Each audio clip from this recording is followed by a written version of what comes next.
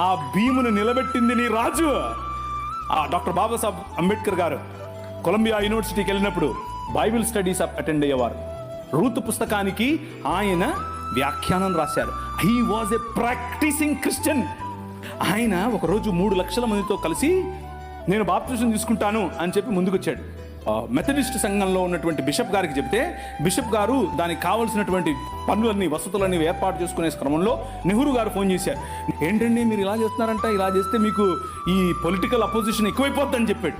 చెప్పైతే మనోళ్ళు మాకొద్దండి, మీరు political conversion అంట మాకొద్దు అని చెప్పి నెహ్రూ గారి ఒత్తిడికి లొంగారు. ఒక పక్క ఇంకొక ఆయన ఏమో గోసి కట్టుకుని నిరాహార దీక్షకి వెళ్ళాడు. ఏమని, నువ్వు వెళ్తే ఏదే మతానికైనా వెళ్ళు కానీ క్రైస్తవానికి వెళ్ళొద్దని. ఆయన నువ్వు అత్తే నాకేంటి, నేను యేసు ప్రభువుని అనుసరిస్తా అని చెప్పాడు. ఎవరు?